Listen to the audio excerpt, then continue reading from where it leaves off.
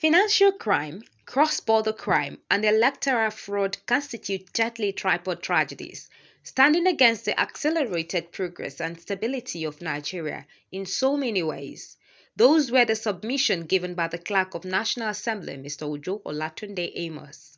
Mr. Amos, who was represented by the Director Internal Audit, Mr. Kayode Oluwasanmi, stated this at the 6th Annual Conference on Financial Crime, Cross-Border Crime, and Electoral Fraud, organized by Forensic Insight International Limited.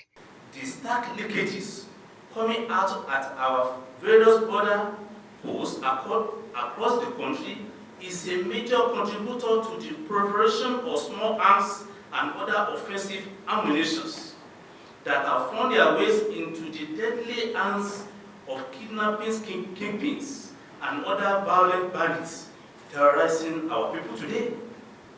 You will agree with me that electoral fraud is a major challenge to our political and democratic system. Financial crime is a kind of a crime conduct related to money or financial services or market, which a toxic situation is tearing our financial stability and economic well-being to pieces. The National Assembly clerk further maintained that in order for Nigeria's democratic process to have any meaningful impact, all hands must be on deck to sanitize the system even as the 2023 general elections draws near.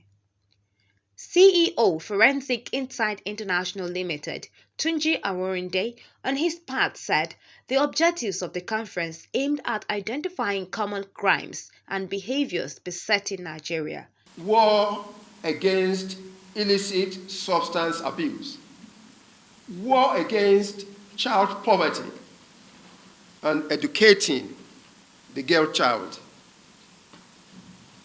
In every warlike situation, there are three categories of people. We have the killers, one is angry at the injustices one witnesses. But indifference is never creative. Indifference elicits no response. Indifference is not a response. Co-organizer of the event, Chris Nwogo, noted that the support to government aims at raiding out the corrupt practices that have slowed Nigeria's growth and development. One is to help alleviate what is going on during our election processes, which is what we have now. So we are hoping that we will be able to make impact where election malpractices will be discouraged.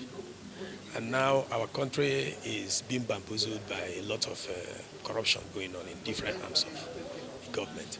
And we are hoping that at the end of the day, like we've been doing, we'll be able to help government to minimize. Assistant Director, Analysis and Compliance, Nigeria Financial Intelligence Unit, Muhammad Jia, said curbing the menace of money laundering and associated predicate offenses requires strong collaboration between reporting entities, competent authorities, and international organizations.